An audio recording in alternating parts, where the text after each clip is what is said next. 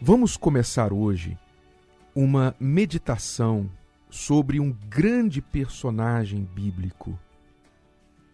Vamos falar sobre o profeta Elias.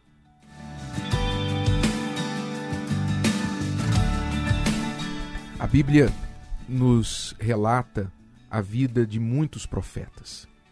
Mas Elias não foi um profeta qualquer.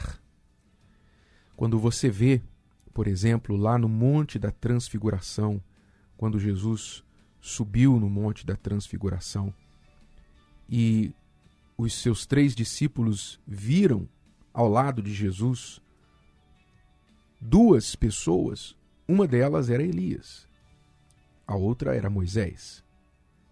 Elias apareceu com Jesus no Monte da Transfiguração e novamente lá no final da Bíblia, no livro do Apocalipse, as 2 testemunhas, no capítulo 11, uma delas também era o profeta Elias.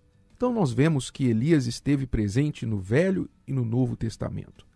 Lá na antiga história do povo de Israel, na época do Senhor Jesus e no final dos tempos voltará no palco mundial. Então não estamos falando de um profeta qualquer. Ele foi o único profeta que não morreu. Elias não morreu. Ele foi um tipo de João Batista. Quando a Bíblia fala, o anjo falou a Isabel, mãe de João Batista, que veio a ser mãe de João Batista, quando o anjo veio anunciar para ela o nascimento de João Batista, ele falou que João Batista iria adiante do Senhor no poder, no espírito e no poder de Elias. Quer dizer, João Batista veio preparar o caminho do Senhor. Ele veio preparar o povo para receber o Senhor. Então, esta figura do profeta Elias tem muito a nos ensinar. E uma delas que eu quero confrontar aqui hoje com você é exatamente o significado do nome Elias. O nome Elias, em hebraico, El-Yah, significa o Senhor é Deus. O Senhor é Deus. E veja que curioso, porque Elias viveu exatamente em um dos períodos mais baixos, de maior falência espiritual da história de Israel. Um período em que o rei de Israel era chamado o rei Acabe, que se casou com uma mulher estrangeira chamada Jezabel. Até hoje o nome Jezabel é sinônimo de um Satanás feminino, não é? Ele se casou com Jezabel, que veio a ser a rainha de fato, a que mandava no país, porque Acabe era controlado por ela. E ela era sacerdotisa de Baal. Portanto, importou para Israel o culto a Baal. Acabe chegou a construir um templo para Baal na terra de Israel. Importou os profetas de Baal da terra de Sidom e, por ordem, por instigação de Jezabel, começou a matar os profetas do Senhor. Então, o que aconteceu na terra de Israel nos tempos do profeta Elias? O que aconteceu foi que o culto a Deus, ao Deus de Israel, de Abraão, de Isaque e de Jacó, se tornou proibido. E aqueles que serviam ao Deus de Israel, ao verdadeiro Deus, se tornaram a minoria, enquanto que a maioria servia a Baal.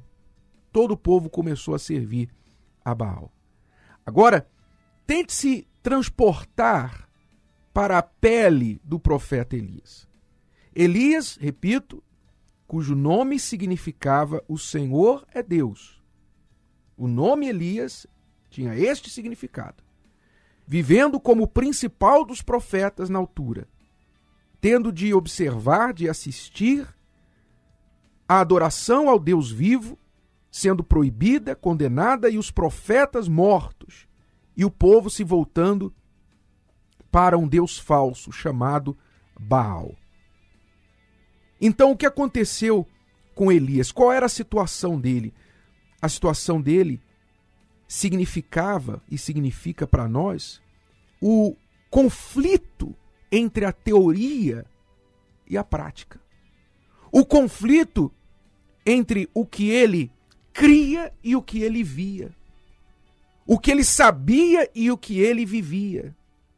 Ou seja, ele cria e sabia que o Senhor era o Deus verdadeiro. Mas na prática, o que estava acontecendo?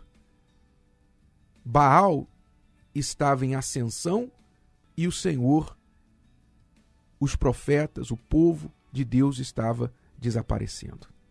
Então Elias, dentro dele, sentia uma grande revolta e dizia, isso não pode acontecer. Ele não aceitava aquilo que os seus olhos viam. Então, quando nós olhamos os atos do profeta Elias, nós vemos nele um homem revoltado, um homem que foi para o tudo ou nada, um homem que foi para o desafio. Ou Deus é verdadeiro e me justifica e aparece na minha vida, aparece aqui para o povo, ou então é melhor eu morrer de uma vez como esses outros profetas. Ou seja, ele não aceitou viver entre a teoria e a prática.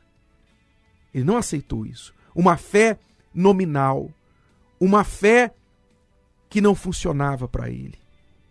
Então, a primeira lição que nós tiramos deste grande homem de Deus, o profeta Elias, é que nós não podemos viver entre a teoria e a prática.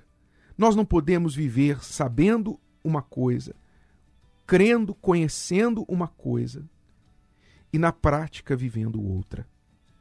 E não é assim que muitos cristãos, muitos que dizem que creem em Deus estão vivendo. Talvez você que se considera um cristão, seja você um católico, um evangélico, o que for, não vem ao caso a sua denominação. Mas talvez tudo que você sabe, tudo que você conhece de bom da palavra de Deus, de justo, de agradável, de perfeito, tudo que você ouviu falar da palavra de Deus, as boas promessas desta palavra, está acontecendo o contrário na sua vida. Você sabe que está escrito, o Senhor é o meu pastor e nada me faltará. Mas no seu bolso agora, você não tem nada. Na sua conta bancária está faltando o que você precisa para pagar as suas contas. Você ouve falar das promessas de paz, mas você não tem paz. Está escrito que ele é o príncipe da paz, mas você tem visto o príncipe das trevas na sua vida e não o príncipe da paz. E assim vai. Logo que, de fato, que você crê em algo, mas vive outra coisa, outra realidade. Até quando, disse o profeta Elias ao povo, vocês vão ficar entre duas opiniões, entre dois pensamentos? Então, você que é uma pessoa inteligente, você que é uma pessoa que raciocina, aprenda isso com este profeta. É inadmissível. A fé inteligente não nos permite crer em uma coisa e viver outra. Este é o primeiro passo para você mudar de vida e ver, como Elias, o fogo de Deus descendo em sua vida para provar a todos que o Senhor, de fato, é Deus.